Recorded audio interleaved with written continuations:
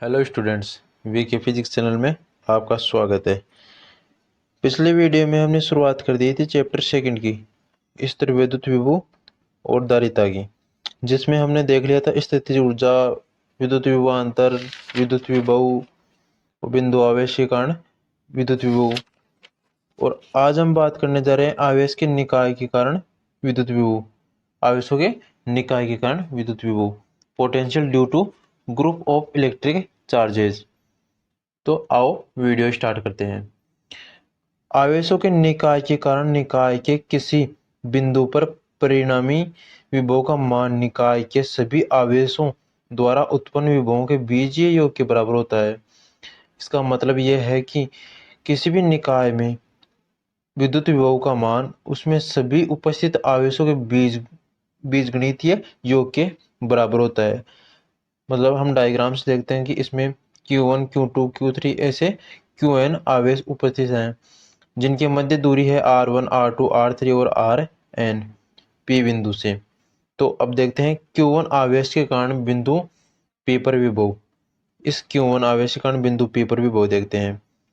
तो विभव का फॉर्मूला होता है V1 बराबर K Q अपॉन R।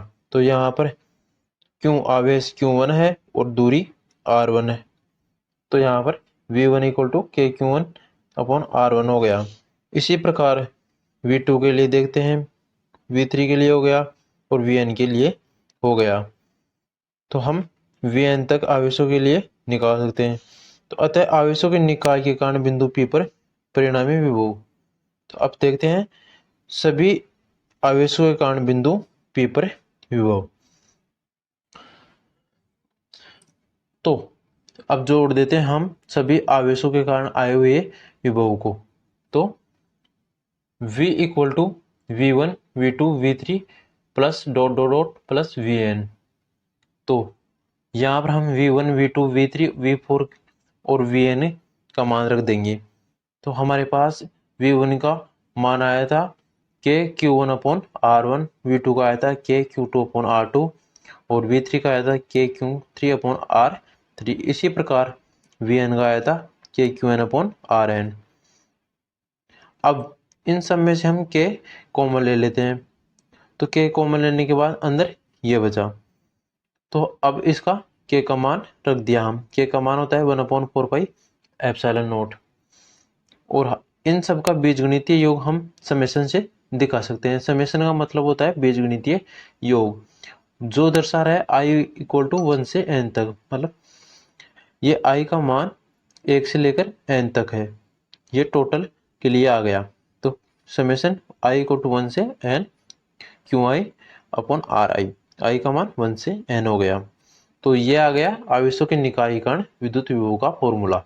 अब देखते हैं विद्युत द्विध्रुव के कारण विद्युत विभव। Electric potential due to electric dipole. माना द्विध्रुव के केंद्र O से थीटा कोण बनाते हुए R दूरी पर स्थित बिंदु P पर विद्युत विभव का मान ज्ञात करना है, जो द्विध्रुव के दोनों आवेशों द्वारा उत्पन्न विभवों के योग के बराबर होता है। तो ये कह रहा है कि दो आवेश है हमारे पास, माइनस क्यू और प्लस क्यू, जिनके मिड पॉइंट है O। इससे थीटा कोण बनाते हुए एक बिंदु हम P लेते हैं, जिसके निर्देशांक हो गए R और थीटा। तो मिड पॉइंट से P बिंदु की दूरी है R और ये इस मिड पॉइंट से थीटा कोण पर स्थित है, तो इसका निर्देशांक R और थीटा हो गए। तो माइनस क्यू आवेश से इस P बिंदु की दूरी होगी R1 और इस प्लस क्यू के कारण R2, मिड पॉइंट से R हो ही गई। तो और इन दोनों आवेशों के मध्य दूरी D है, तो मिड पॉइंट से माइनस क्यू की दूरी D/2 और प्लस क्यू की भी D/2 बराबर है दोनों। अब हम दो लंब डालते हैं, एक तो AP रेखा पर मिड पॉइंट से OM और सेकंड डालते हैं हम OP रेखा पर प्लस क्यू आवेश से, जो हो गया BN। अब देखते हैं माइनस क्यू आवेश के कारण बिंदु P पर विभव। इस माइनस क्यू आवेश के कारण बिंदु P पर विभव, ये द्विध्रुव हो गया। द्विध्रुव का मतलब होता है दो आवेशों का युग्म। तो ये माइनस क्यू और ये प्लस क्यू, इसके कारण जो अल्प दूरी पर स्थित होते हैं तो उन्हें विद्युतीय दूर कहते हैं। तो इनके मध्य दूरी डी है। तो माइनस क्यू आवेश के कारण बिंदु पी पर विभव, तो माइनस क्यू के मध्य, तो अब देखते हैं विभव V1 इक्वल टू माइनस के क्यू अपॉन R1। माइनस इसलिए आया क्योंकि यहाँ पर आवेश माइनस क्यू है, तो V1 इक्वल टू माइनस के क्यू अपॉन R1। इसी प्रकार हम प्लस क्यू आवेश के लिए देखेंगे। अब तो ये प्लस क्यू आवेश के कारण देखते हैं। प्लस क्यू आवेश के कारण बिंदु P पर विभव V2 इक्वल टू के Q upon R square R2। तो यहाँ पर प्लस क्यों आवेश था, तो यहाँ पर प्लस ही रहेगा, और उस पिछले वाले में माइनस था, माइनस क्यों आवेश, तो यहाँ पर माइनस आ गया था विभव। अतः दूर के कारण बिंदु P पर परिणामी विभव। अब देखते हैं टोटल विभव। तो V equal to V1 plus V2, दोनों आवेशों को, दोनों विभवों को हम जोड़ देते हैं। तो V इक्वल टू माइनस के क्यू अपॉन R1 प्लस के क्यू अपॉन R2। एक नेगेटिव है, दूसरा पॉजिटिव है। तो पिछले वीडियो में हमने बता दिया था कि माइनस क्यू आवेश के कारण तो विभव भी माइनस नेगेटिव आएगा, और प्लस क्यू आवेश के कारण विभव पॉजिटिव आएगा। तो अब यहाँ पर हम के क्यू कॉमन ले लेते हैं, अंदर बच गया 1/R2 माइनस 1/R1। तो R2 और R1 में से हम LHS ले लेंगे, मतलब अब तो वो हो गया R1 R2, और इधर आ गया R1 माइनस R2। अब डायग्राम से देखेंगे हम। डायग्राम में AP equal to AM plus MP। तो जो ये AP था, AP यहाँ से लेकर यहाँ तक था, तो ये AM प्लस MP को मिलाकर पूरी रेखा बनती है। तो AP इक्वल टू हो गया AM प्लस MP। तो AP ऐसा कैसा, AM ऐसा कैसा, ये MP है, MP OP के इक्वल है। MP और OP इक्वल हैं दोनों, क्योंकि उस पर हम लंब डालते हैं तो दोनों रेखाएं बराबर हो जाती हैं।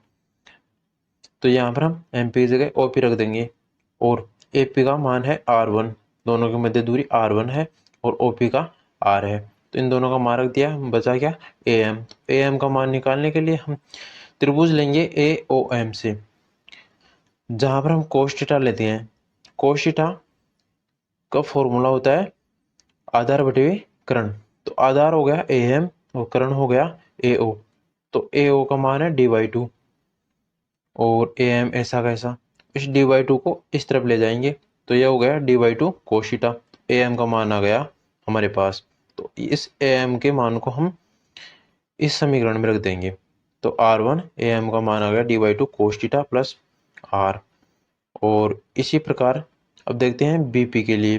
तो BP इक्वल टू हो गया NP equal to OP minus ON, और इसे BP का मान है R2, और इस OP का मान है R, और ON ऐसा वैसा। ON का मान हमें निकालना है। तो अब देखते हैं ON का मान निकालने के लिए हम त्रिभुज लेंगे, त्रिभुज BON। तो इसमें cos थीटा का मान ON अपॉन OP।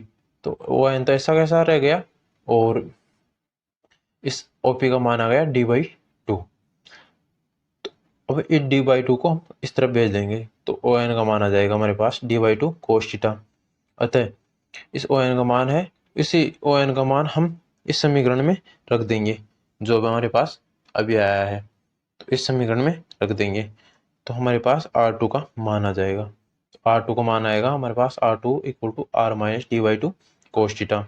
अब समीकरण 5 और 6 से हम इसका मान समीकरण 3 में रख देंगे। तो समीकरण 3 में रख दिया V इक्वल टू के क्यू, तो R1 और R2 का मान रख देंगे हम 5 और 6 से। तो R1 का मान तो क्या हो गया R plus d/2 cos theta, और R2 का मान हो गया, यहाँ बीच में नेगेटिव था, तो ये तो नेगेटिव हो गया, और नेगेटिव नेगेटिव पॉजिटिव हो गया, तो negative negative positive d/2 cos theta, और ये R1 का मान, ये R2 का मान हुआ। तो अब V इक्वल टू के क्यू, तो इस R से तो ये R कट गया, और एक प्लस का और एक माइनस का, तो ये तो कैंसिल आउट हो गए। तो d/2 cos थीटा और d/2 cos थीटा, तो ये हो गया 2d cos थीटा तो 2 से 2 कट जाएगा, मतलब हाफ ही है हाफ ही है, तो ये फुल हो जाएगा, डी कोस थीटा हो जाएगा, 2 से 2 कट जाएगा। और ये ए प्लस बी और ए माइनस बी फॉर्मूले से हो गया ए स्क्वायर माइनस बी स्क्वायर, तो ये ए स्क्वायर की जगह आर स्क्वायर और बी स्क्वायर की जगह D square upon 4 cos square theta. तो v इक्वल टू के क्यू डी, के क्यू डी और कोस थीटा, ये ऐसा कैसा गया। अब क्यू डी को हम जानते हैं, Q D P equal to Q D होता है, तो इलेक्ट्रिक डाइपोल, तो ये डाइपोल मोमेंट का फॉर्मूला हो गया P equal to Q D, तो के पी कोस थीटा, और ये ऐसा कैसा गया। तो दीर्घ दूरियों के लिए ये आर बहुत ज़्यादा है, मतलब आर का मान इस डी की तुलना में बहुत ज़्यादा है, R very very greater than D. यहाँ आर स्क्वायर की तुलना में हम D square upon 4 cos square theta को नगण्य मान सकते हैं, क्योंकि अगर डी का मान ही कम है तो इसके स्क्वायर का मान फिर इसमें 4 का भाग लग रहा है, तो ये बहुत कम हो जाएगा, बहुत मतलब इस आर की तुलना में ना के बराबर हो जाएगी, मतलब कुछ नहीं है ये, तो हम इसको नगण्य मान सकते हैं, 0 के बराबर मान सकते हैं। तो अब हो गया v equal to K P cos theta upon R square, तो यह आ गया फॉर्मूला विद्युत विभव का। अब देखते हैं विशेष स्थितियों के लिए, जब द्विध्रुव की अक्ष पर विभव स्थित हो, द्विध्रुव की अक्ष पर विभव स्थित हो तो थीटा 0 डिग्री होगा। जब द्विध्रुव पर ही विभव उपस्थित, मतलब पी बिंदु इस द्विध्रुव पर उपस्थित हो तो थीटा का मान 0 डिग्री हो जाएगा, मतलब थीटा बनेगा ही नहीं, तो हम कोस थीटा की जगह कोस 0 डिग्री रख देंगे, और कोस 0 डिग्री का मान होता है 1, तो K P cos theta 0 degree upon R square, तो इसका मान 1 आ गया, तो यहाँ पर बच गया v equal to K P upon R square.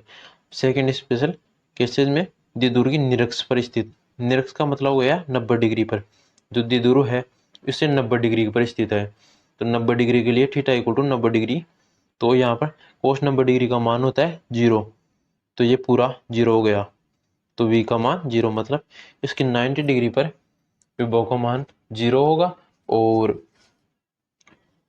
जब थीटा का मान 0 डिग्री होगा तब इस विभव का मान के पी अपॉन आर स्क्वायर होगा।